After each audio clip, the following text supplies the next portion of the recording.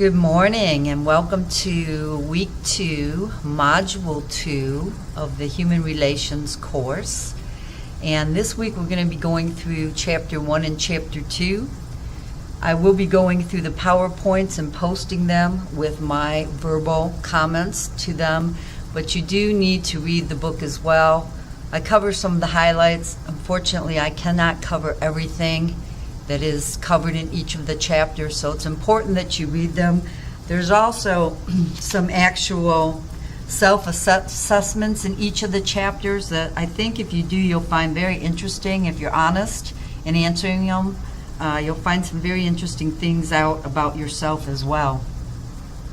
Before we start looking at human relations and how to interact with other people in terms of interpersonal skills, you really have to look at self. You have to understand yourself. You have to know who you are, be aware of things about yourself, and all of these things will help you be much better when you start communicating with other people. I'm going to follow along in the book, so I'll also give you page numbers as I go. And like I said, this will be posted as well out on the website.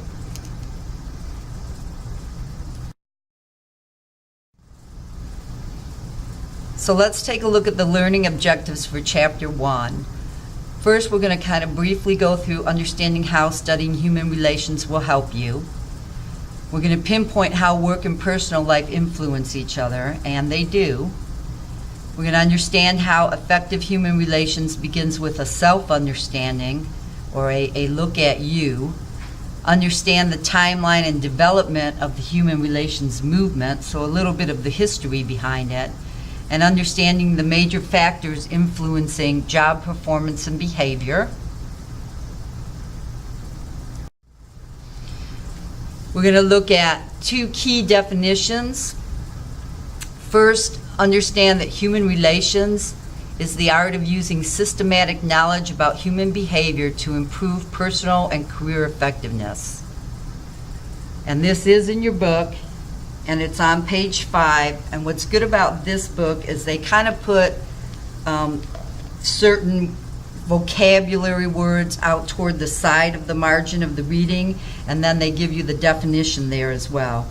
So if you look on page 5, you'll see the definition that I just covered that's also on this slide as well, out there, as well as organizational effectiveness. And basically, that's the extent to which an organization is productive and satisfies the demands of all involved. The company, the employees, the customers, the investors. The more organizational effectiveness you have in a company, obviously, the better run the company is, the better return on investment for their products, and the more satisfied their customers and their vendors are.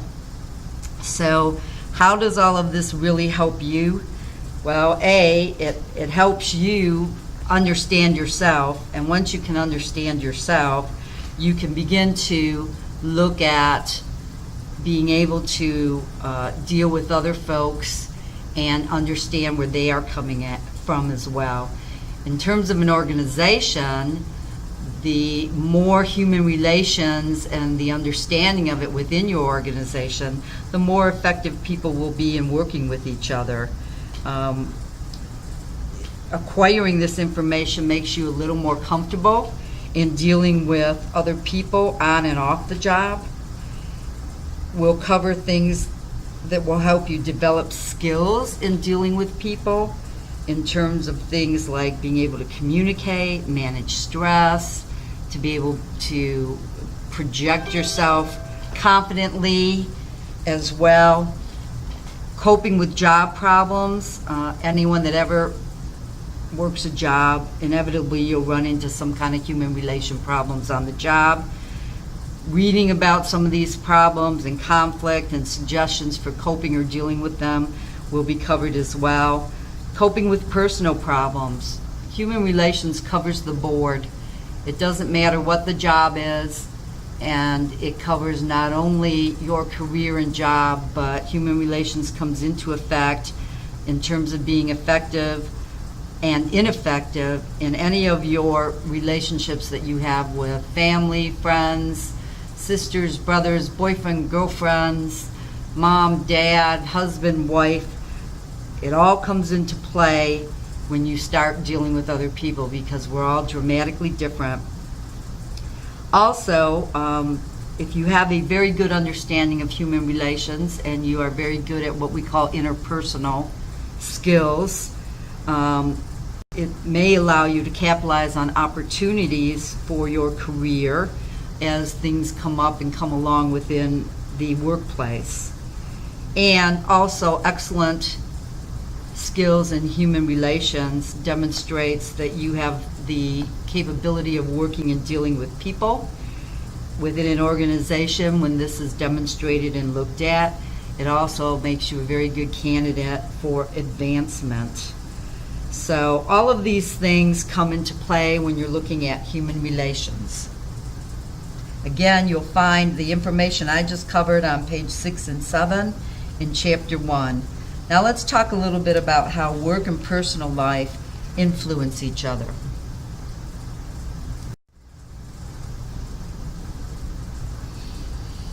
The slide that's up now basically is going through what I just covered: acquiring valid information about human behavior, understanding how people think and act will give you an edge, developing skills in dealing with people can help you advance your career and get along better with people, as well as in your personal life. Remember, many of these skills cover both areas.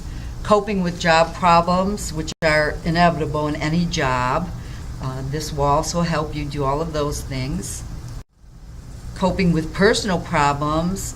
Effective person knows how to manage problems such as self-defeating behavior, and we're going to talk about that because that really has an effect on your self-esteem when you have self-defeating behavior.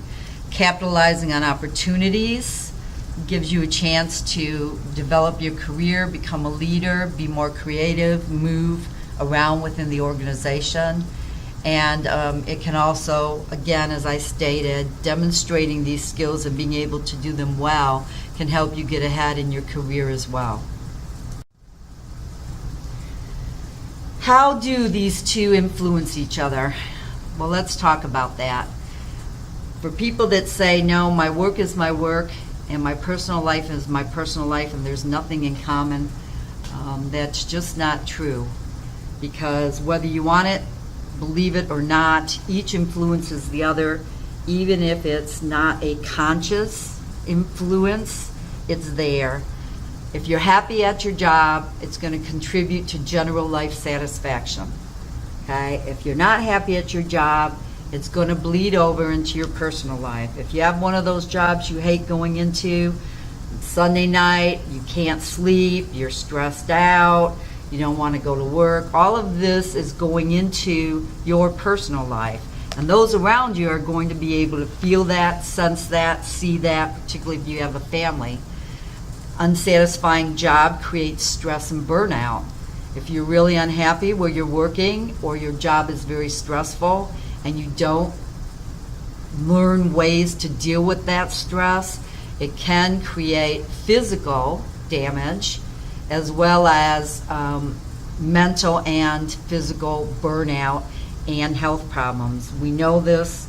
We've all seen people that deal with high stress. You can end up with high blood pressure, heart attacks, ulcers. There's a lot of things that stress does to you physically. And as well, if you are really burned out mentally, you're not being able to use your full mental capabilities on the job. The quality of your relationships with people at work and in your personal life influence each other, and they will suffer based on your job satisfaction. The same thing, if you're having problems at home, that's going to bleed into your work environment as well. You may want to take a look at the Kansas State football coach, Bill Snyder. There's a little read-up on page 8 in your book about this. It's really rather interesting, even for those of you that may not like sports or football, as to what he does. And the neatest thing about this is not only does he do things like this for his own team, but he does it for teams that he does not coach, other teams that they may play, and other teams from other schools. It's very, very interesting. You may also want to look at the Human Relations Self-Assessment Quiz on page 9. This is really interesting in terms of first you rate yourself and then make a copy without your rating on it and let somebody that knows you, it can be a family member, a good friend, then let them read this thinking about you, keeping you in mind, and have them rate you according to the rating scale, and then do a comparison about the two, how you see yourself, and basically how you're perceived by others in your life, because you may see yourself one way, but you may be coming across another way to other people that are in your life. And basically, when it all comes down to it with human relations and interpersonal skills, it's how you are perceived when you're dealing with other people. So you really need to be aware of that, and that can come across, you may want to say the most wonderful thing and it comes across different to somebody else, or they get defensive. It can have anything to do with the word choice, to the tone, to the inflection, to your body language when you were delivering the message. All of these things come in play, so you need to be aware of them. If you look at page 10, there's a little box there that basically will say things like job satisfaction enhances life satisfaction, which is true. You spend a lot of time on the job, okay? In most cases, early in your career, more time on the job than you are at home or off or with your family. So it's real important that you like what you're doing, because if you don't, that's truly going to bleed through into the other areas of your life. And you've heard people say this before, when you get a job or when you go into a career, really make sure it's something you enjoy doing. Don't just go into something that, oh yeah, but I'll make the big bucks, because, the big bucks are great, but at some point the big bucks aren't enough when you're not happy with what you're doing on a daily basis. Certain skills contribute to success in both work and personal life. People who can work with people to get things done on the job can use those same skills in their personal life. As we spoke earlier, an unsatisfying job can damage your physical health. It can also play havoc with your mental health. Relationship with people on and off the job influence each other. Workers who achieve a good balance between work and family are likely to be more productive and satisfied. A balanced life enhances productive life and job satisfaction. Work can interfere with family, and family can interfere with work. The goal is to try to strive for a balanced lifestyle, and this isn't always easy. I know early in my career, I had a really hard time with that. It was really all about the job and what I was doing and climbing the corporate ladder, and I did all of those things, but I'm here to tell you that I missed out on certain things along the way in my personal life because I was overly focused on my career and where I wanted that to go. Now, if that's what you want and you understand that you're going to miss some other things, that's great. But if all of a sudden you turn around and you go, wow, I've been doing this for 10 years and I never saw my kids grow up, and I never went to any of the games that my kids were at, and you start to regret what you did, that's not a good thing. So just be aware that it's a balance, and it's really hard to do, especially if you like what you're doing. A lot of times I would get wrapped up at the job and I would stay at the job to finish what I was doing.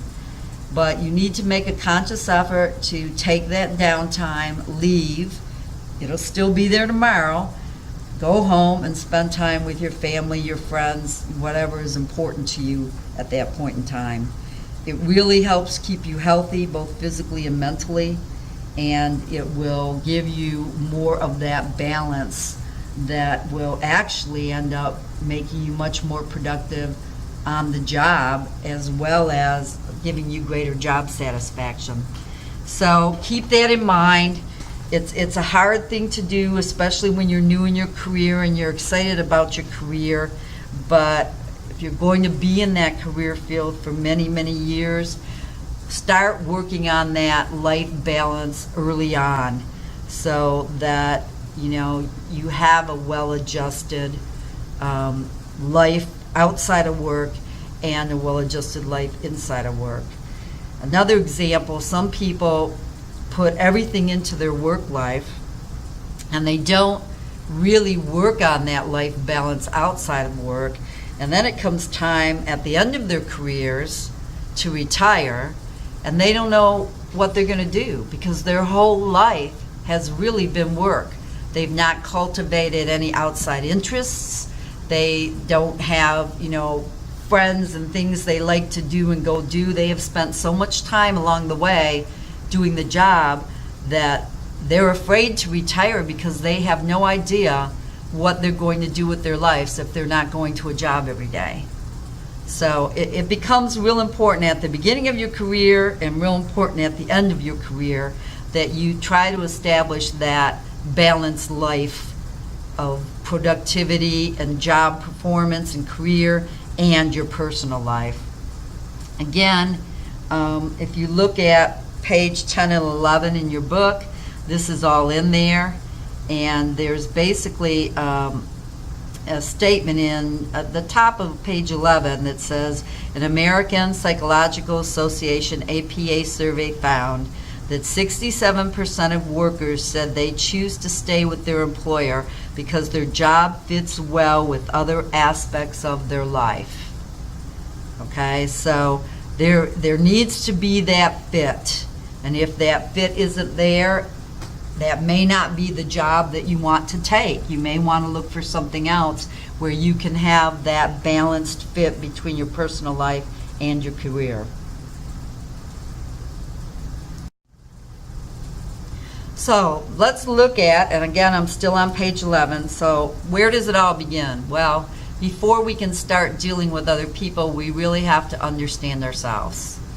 And we have three selves. We have a public self, a private self, and an alternative self. And again, these definitions have been pulled out, and they're on the margin in your book on page 11. All of these selves come into play at different points in your life.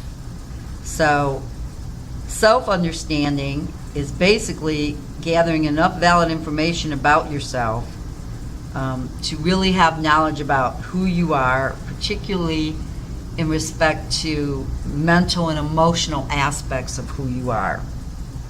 Okay? And that's a complex thing, and we're all very, very different. The public self is really what a person communicates about himself or herself with others, and what others actually perceive about that person. And to give you an example, I'm very different in my public life or my career than I am when I'm not at work and I'm not teaching. There is my public self that people see and get to know, and then there's my personal and my private self that is very different than what I do when I'm at work, and what I choose to share, frankly, as well as how you're perceived. Keep in mind, your public self is not only what you choose to share, but how people see you and how they perceive who you are as a person. The private self, in many cases, is really the actual person you are as an individual. When you're, away from the office, when you're by yourself, or, with really close friends and family members. Then there's what they call an alternative self. Now, this is kind of interesting. The alternative self is basically an understanding of the self based on what could have been if something had happened in the past. Okay? If only I had gone into veterinarian medicine, instead of what I did, I could be a vet today. Okay? Something would have happened differently. If I'd done something differently in the past, I could be somewhere else today. Okay? That's the alternative self. And we'll talk a little bit more about that. Again, these definitions can be found on page 11. Self might be based on structures within the brain, and self is the sum of the brain's individual components or subsystems that make up who you are. Okay, it's a very complex idea, the self. As you can see, we have different sides of ourself. So it is very complex, and quite honestly, most people don't take the time to really understand who they are before they try to start interacting with other people. General information about human behavior, okay? As you learn about people in general, and about others that you deal with, some of this general information is information that you can apply to yourself, okay? These are things you would look at to try to gain some of your own self-understanding. Informal feedback from people is a great way to get information on yourself, like that little survey, that self-assessment that I mentioned earlier. It's always interesting to see how other people view you in certain situations. And that would be more informal when you're getting it unsolicited from friends or parents or, spouses or kids, whatever.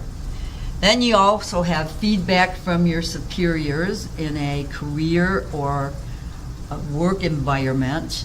That also can give you information about yourself, not only your performance, but if you pay attention and you look at things, it can also give you information about who you are, okay? It tells you how you performed. It tells you the type of person you are in your performance.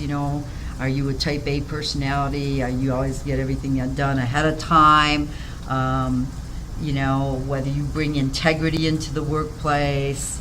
There's a lot of things you can pick up about who you are by looking at how well you perform within your job and your workplace setting. Feedback from coworkers, or in some companies, they'll actually do peer evaluations. When I worked for telecommunications, we did what was called at that time a 360 evaluation. So what would happen in a 360 is that my manager would review my performance. My employees that worked for me would review my performance. My peers, other managers that managed with me, would review my performance. And in this case, because I dealt with customers and vendors, they were also asked to review my performance. So it was a 360-degree turnaround. We looked at everybody I actually interacted with or touched in some way, shape, or form, and they all had feedback into my performance evaluation, and all from different perspectives, because obviously my manager's looking at different things than the people that work for me are looking at when they rate me, than my peers look at when they rate me, than a customer or a vendor would look at. So feedback from others is very important in really understanding yourself. Now, that said, you have to be open when you're soliciting it, if it's informal and people are giving it to you, or if it's coming down within your work environment. There are all things we do really well, and hopefully those around us will notice that and provide feedback to us regarding that. But there's always things we can work on. Always. When you stop working on things in your life, you've stopped growing, you've stopped learning. So, all the way until you die, in my personal belief, you can always learn. If you want to, you can change, you can gain new skill sets, You can get better at certain skill sets so that you have all of these things provide you feedback at looking at who you are and evaluating that, because you don't want to just look at it. You want to take a look at all these things being said and how you see yourself, and then you want to evaluate whether some of this is good, bad, true, false. How does this make me who I am? Feedback from self-assessment quizzes, of course, is always good, because the quiz makes you think about how you might react or deal with certain circumstances or situations. So that's always a good way to look at yourself as well, and get some more information about who you are. All of these are opportunities to help you develop basically you. Another way to gain some knowledge is through what we call the Johari window. And this week I posted a video on the Johari window that will go through it in a little more detail and kind of break it down. So watch the video so that you can understand what the Johari window tells you, what this grid tells you about yourself, and how this can be very helpful. You're going to hear about the Johari window throughout your life when you take leadership classes, if you take any kind of business, professional development classes on interpersonal skills. This is going to come up.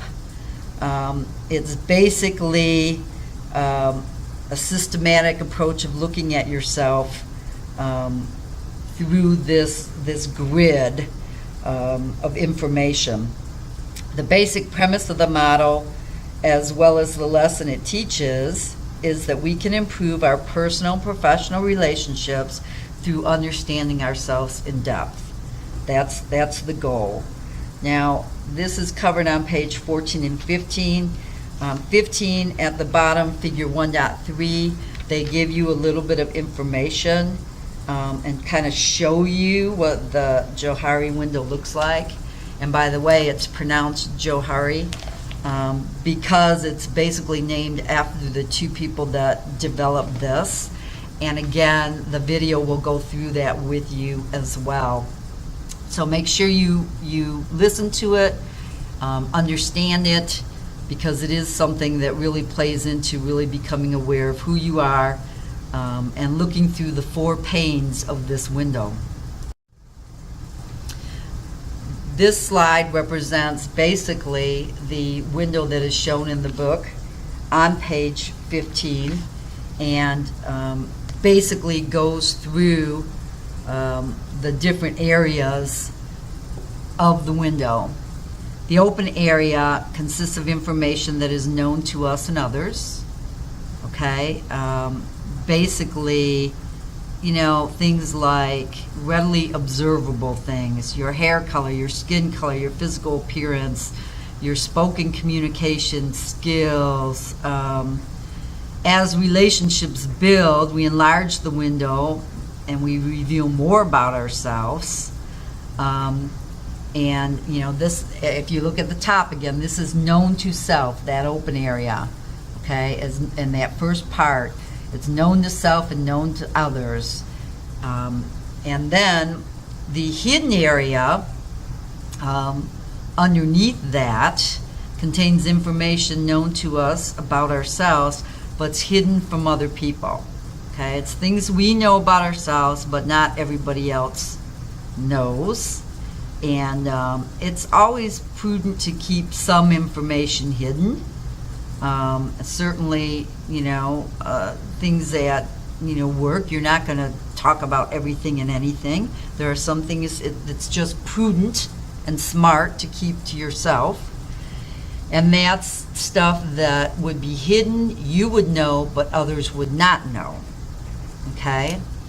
Then if you move over to the right-hand side at the top, these are things unknown to self, called the first part of this is called the blind area.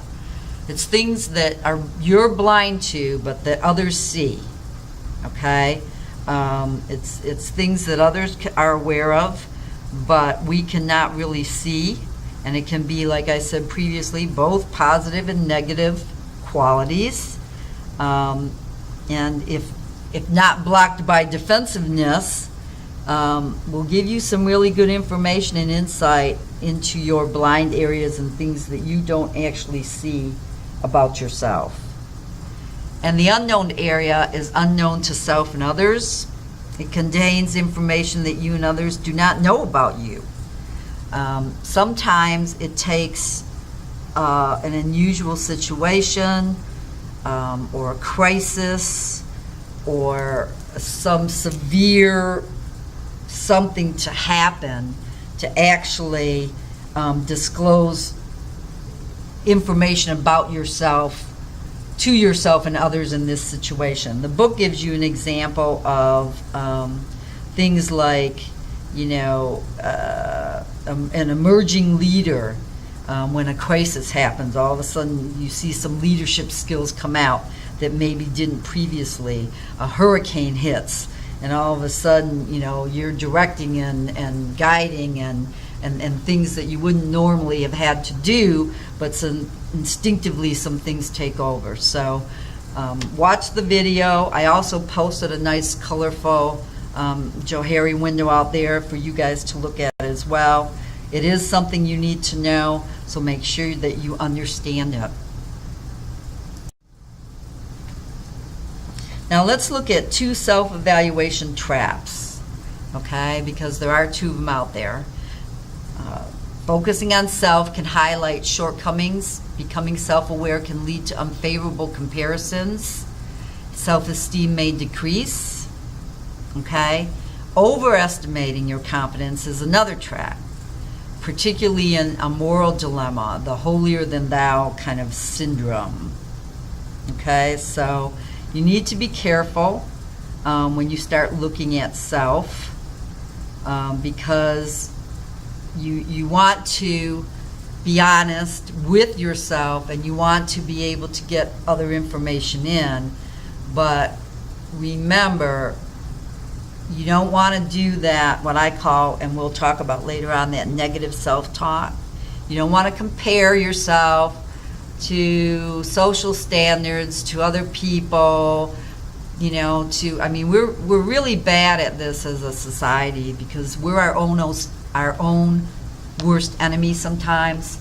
We have that little negative self-talk voice in our head that tells us, we're not pretty enough, we're not handsome enough, I don't have 6-pack abs, I don't have a model-shaped body, I don't speak as fluently and as musically as that person in front of me. You need to not do that. You can do all of these things, but you need to not put yourself down and compare yourself to others. You are who you are. And so you need to look at the skills that and the physical attributes about yourself that are wonderful and outstanding, and these are the things that you need to concentrate on and not listen to that little negative self-talk. So just be aware of that. Overestimating competency is another trap. The holier-than-thou syndrome, or thinking you're the best at everything, becomes very narcissistic. So you need to be aware of that as well, because that's not, giving you a clear picture of who you are either. Now we're going to take a look at the development of human relations, or the movement, how some of the different theories began and came about, because things weren't always like they are today in the workforce. There have been times throughout history where workers weren't treated very well by the companies that they worked for, and in part that's how some of this came about. The movement began because there was a concentrated effort by managers and some of their advisors to become more sensitive to the needs of the employees and to treat them in a more humanistic manner. So based on that, throughout the history of this, there were several different theories or studies that came about that influenced human relations as we understand it today. And this is in your book on page 17, 18, and 19. We're going to take a look at theory X and theory Y, scientific management or indirect influence, the Hawthorne studies, threat of unionization, which came into play when workers were really mistreated. That's how the unions first came about, to protect the workers and be kind of the go-between between the workers and the company.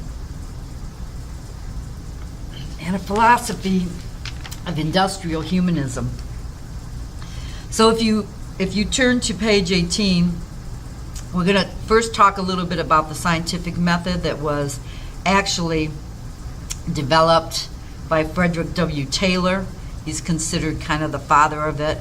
And basically, he used scientific analysis and experiments to increase worker output. His goal was to remove human variability so that each worker could become essentially an interchangeable part, okay, kind of like a machine. So it sounds pretty dehumanizing, so you wonder, well, how did this have anything to do with it? Because it sounds like he's trying to make everybody a little movable machine part, okay? However, in doing these studies, he also looked at such things as fatigue and safety, and urged management, because of his results, to study the relationship between work breaks, the length of day, and productivity. And he was able to convince people to look at giving people work breaks, shorter days, so that their productivity could be increased while they were on the job. He also proposed that workers who produced more be paid more. So all of this is kind of important stuff and has come down today. If you look in the book, United Parcel Service, UPS, relies heavily on the principles of scientific management to get the most productivity from carriers and shipping personnel, including tightly timing their deliveries. So that is the scientific management study, and what his looking at experiments and analyzing those scientific experiments made him draw some conclusions and be able to share those conclusions with the leaders of different companies. Now, we're going back in time, folks, so although some of this is still used today, this was developed quite a while back. The Hawthorne studies, which really most people say is what really began the study of the human relations movement. These were kind of in the 1920s, late 1920s, 1927. There was a group that was studied at the Hawthorne plant, which was an AT&T subsidiary, and these studies, the premise of the Hawthorne effect was basically that they were going to look at two different groups and determine the effects of different levels of light on workers' performance. Okay, so what they did was basically take a look at, putting more lights in and less light, and then seeing what the performance of that was. And I'm going to move forward because we're going to cover that in a little more detail on these slides. Again, scientific management is applied scientific methods to increase worker productivity, emphasized pay for productivity, also led to things like breaks, shorter work days. The Hawthorne studies started human relations movement. Workers in an illuminated experiment reacted positively because management cared about them, which is called the Hawthorne effect. So let me explain what they did. They took their first group of people and they made the lights brighter, basically, in that arena. And they noticed that when they put more lights on the people that were working, they found that, they worked harder and harder, and they were positive. And so then they said, okay, well, that means that, the light really increases productivity. So let's decrease the lighting to really, really low, kind of like moonlight, and let's see what happens then. But the same thing applied. The group that had the low lighting also continued to perform really, really well, and so productivity was still high.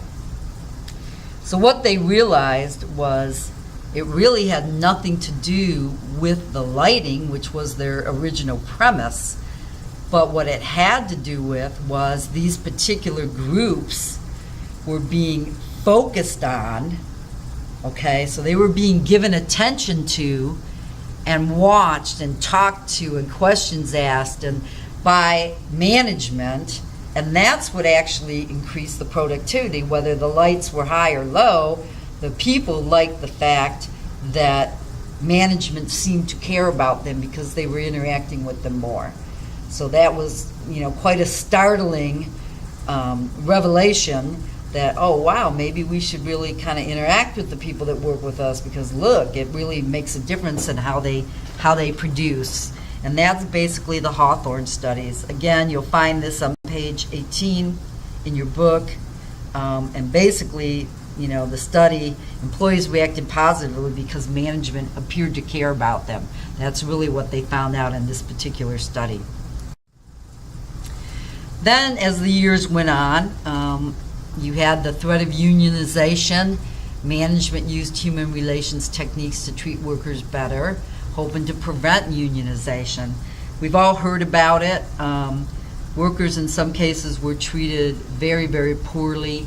Back in the mines, they were using children and they were working outrageous hours. And so, things weren't always good working environments. And so in the 30s, there were people that got tired of being treated this way, and unions began to form. And companies started looking at that because they didn't want to have to work with a union in their company or work through a union. So it kind of scared them. The threat of a union coming into their labor force made them start thinking about what can we do to make sure our employees are happy, and we're treating them fairly and we're doing all the right things so that a union does not come into play. It used to be very big in manufacturing. It's always been very big in like the car companies. The big three especially in their prime when they were out there all had unions. Unions probably aren't as big today as they were, because they really dealt a lot with manufacturing jobs that, slowly we've had manufacturing go overseas and there's been a decline. So you've also seen a decline in unions and union membership.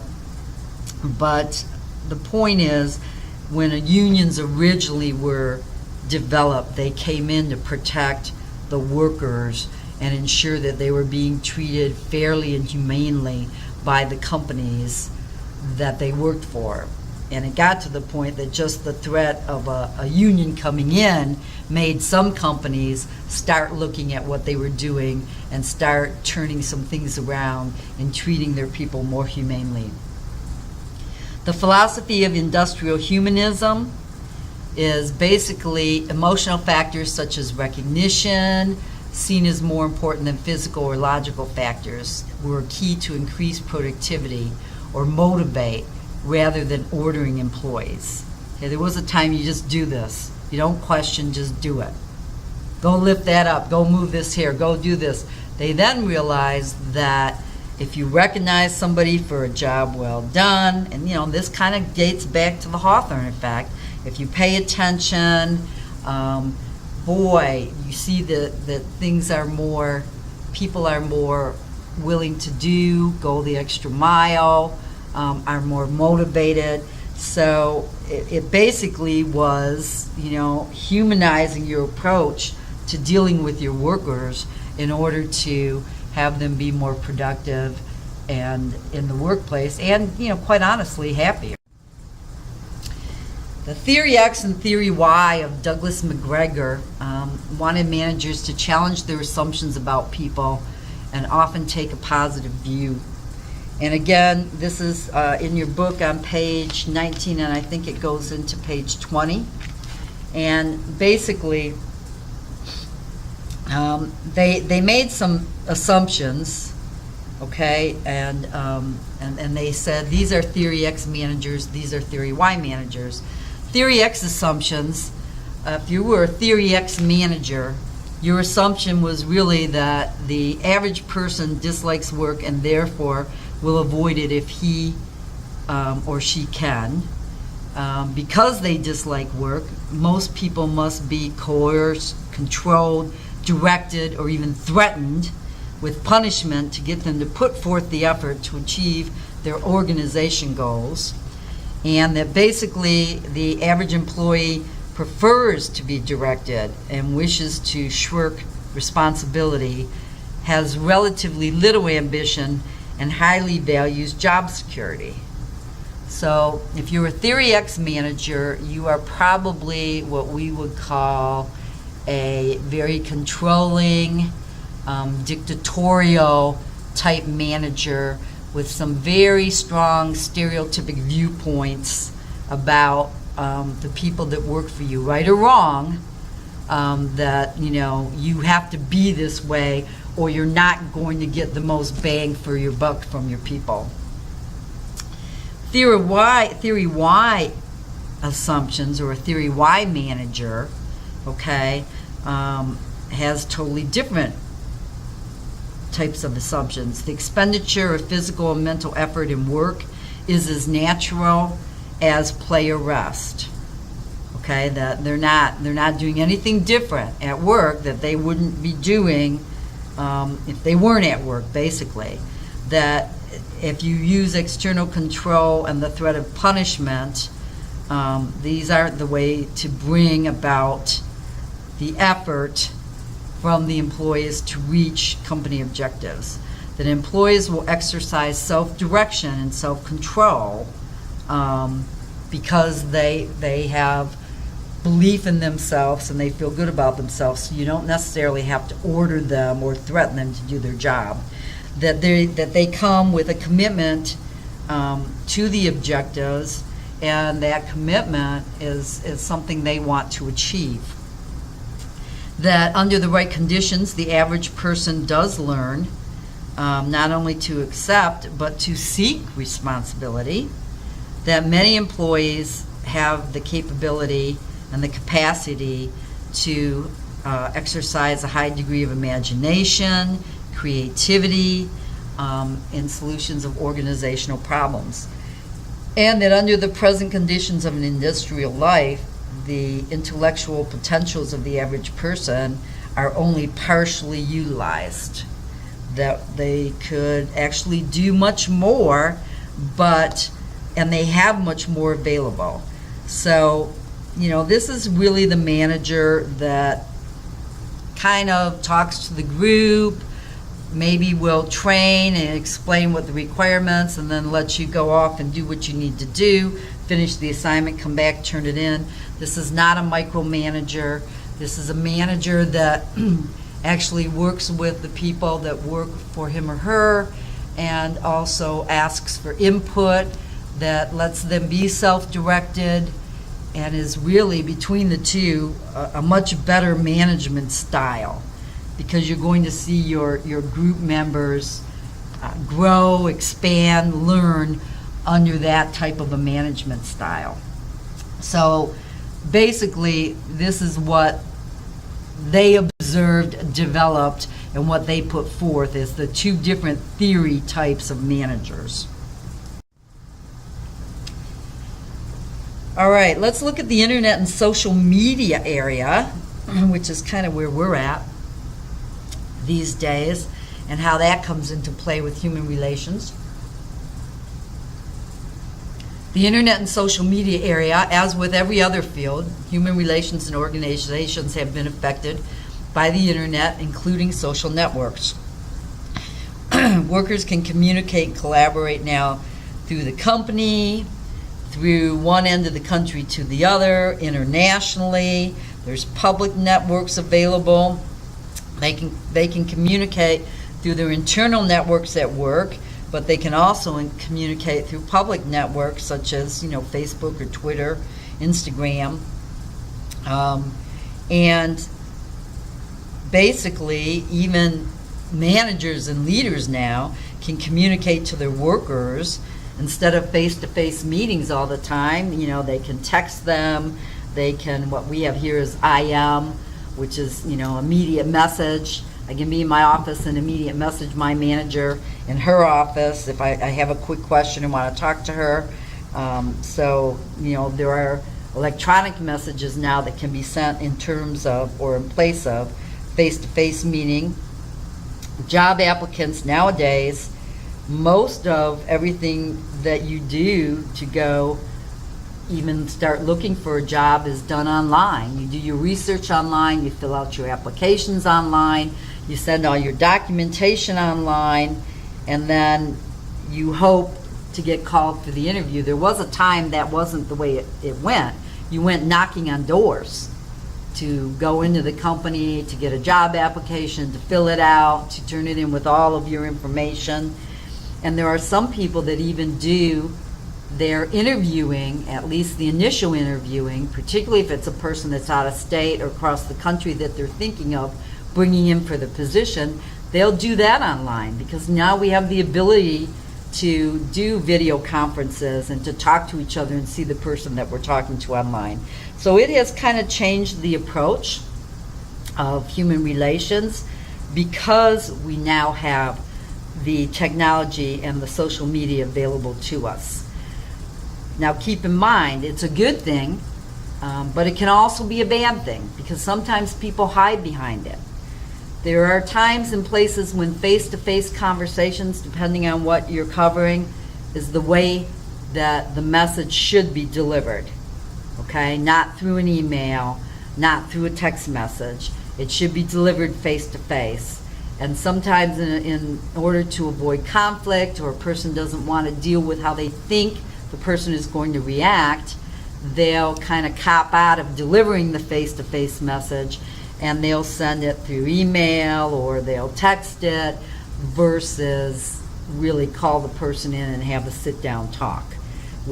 So keep in mind when you're doing human relations and particularly communicating with people, there's a lot of things that come into play. It's important, your word choice, your inflection, your tone, your body language, how you send the message, okay, or the method in which the message is sent, and what type of communication is the best for various messages, voicemail, email, text messages versus face-to-face. So all of that comes into play, so make sure you keep that in mind. The relevance of the history of human relations to today's workplace. Well, of course, many of the core ideas in the history of the movement are even valid today. We do have breaks that are required in the workplace, and we do have recognition of employees these days that will help motivate employees. We have shorter work days. Years ago they might work 15-hour days. Now some companies will work a longer work day but then give people more days off in a row. Like you might work a 10-hour work day and work 4 days a week and then take 3 days off, but you're still doing the 40 hours. Also, because of the theory X and Y knowledge that's out there, theory Y has prompted managers to kind of look at what style of leadership works best with employees and what style of manager do I want to be. Because, frankly, most people that really want to lead and do a good job do not really want to be a Theory X type of a manager. So it has gotten people to start looking at what kind of a manager am I? Am I the bull in the china shop? Or, am I more the person that, really works with my people? So all of these things have kind of been the history that led to where we are today in human relations. So let's look at some major factors influencing job performance and behavior. okay? And this is going to be on page 21 through 23, which is going to end our chapter for us. Factors relating to the employee. The major influences are personal attributes such as physical and mental ability, encouragement from others. Stress levels are also important. Okay, so basically these are things that influence how a worker performs. If a person is really, really stressed out, they're not going to be performing as well as they could. All right? If the person, has physical issues and the job requires that they be able to, lift 100 pounds or be able to climb tall buildings and jump at a leap or whatever, you get my point, then you have to look at that as well, and maybe this particular job would influence the type of job they really need based on their physical needs or who they are physically. Mental ability influences, how quickly and accurately we can solve problems and take care of the business at hand. Physical ability also looks at such things as, if you're in retail and you have to be on the floor and you're standing 8 hours of the day, okay, or you're lifting boxes. So it's really important to look at all of these aspects, not only as an employer, but for you as well when you're looking at jobs, knowing yourself well enough to know which one of these things are going to contribute to you doing a really good job at the job that you're looking at. Factors related to the manager, okay? A manager who's warm and supportive is likely to bring out the best in employees. That goes without saying, I think. Feedback is always helpful. Favoritism is always a negative, but that would make you not a good manager. So, a little known fact is that most people don't leave a company because they're unhappy with the company. They're unhappy with their immediate manager or the leadership or the management at the company, or even the culture. And guess what? The culture of the company is dictated by the leadership team down. So when people leave a job, a lot of people say, oh, they left the job, they hated the job. It wasn't the job as much as it was probably the supervisor, team lead, manager, or even the entire leadership team that was running the company. So it's really important, especially for those of you that are looking to lead at some point in time, that you really take a look at your leadership style, that you constantly work at changing, building, learning with your leadership skills so that you always can be a very well-developed manager and you can motivate and lead your people in the job that they're doing. Poor managers create people calling off sick when they're not sick, okay, and staying out of the office or going home early and saying they're sick. If you're very good at managing, you're going to see lower absenteeism within your area and with your. So the third factor would be factors related to the job. The work group that you have can encourage teamwork and high productivity. If you have a group of people that know how to work together and get along, it can also create problems if it's a work group that doesn't get along. Given the right equipment, designed well for human use, a worker is likely to perform better. How many times have you heard people say, if only they give me the tools I need to do this, I could do this much quicker or faster or easier. So making sure that your workers have the equipment and the tools and the training and everything they need to do the job is going to definitely affect their performance and behavior and how they feel in the workplace. Exciting, challenging work also makes people be more productive. Now, in some cases when you're manufacturing jobs and you're on a plant floor, you're the person that puts the nut in the bolt on this particular thing, and that's what you do 8 hours a day. You just have to make sure that that's what you can do and not get bored. Some people, they're perfectly happy doing that. That's what they want. Other people will go crazy, stir crazy, like in 2 hours, let alone 8 hours. So these are all the kind of things that factor into performance and behavior that management needs to be aware of, but that you as a person looking for work should also be aware of when you're interviewing or talking about what a job entails. And the fourth factor relates to the organization and the external environment. So what do we mean by that? I mentioned culture earlier. Culture establishes unwritten standards within an organization, and if it's a bad culture in an organization, you'll feel it, and the people feel it, and you're not going to see the productivity you would if the culture were an innovative and exciting culture that is in that particular organization. External environment can influence job performance and behavior. Enjoyable geographic location might help employees' moods on days. By external environment, if you have to drive 2 hours to get to work because that's where you live, that can definitely influence your job performance by the time you get there, versus maybe you live 5 minutes away and it's a breeze to get to work.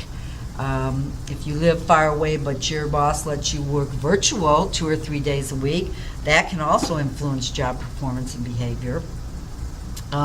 Graphical location, whether you work on the East Coast in the cold and the snow, whether you work on the West Coast where it's sunny and warm, these are all external types of influences depending on who you are and how these things affect you.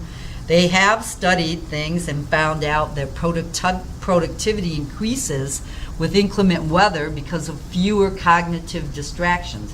So basically, we have a raging storm here and it's pouring down rain. In most cases, because it's pouring down rain and people are at work, they're probably more productive, is what the studies have shown, other than when it's a very sunny day. So all of these things contribute to job performance and behavior that management needs to be aware of and companies need to be aware of, as well as you should be aware of when you're looking at particular jobs that you may be interested in. If you look on page 24 and 25 in the chapter, there's an excellent summary review of what's covered in the chapter. You need to review that. I definitely will review it before the quiz.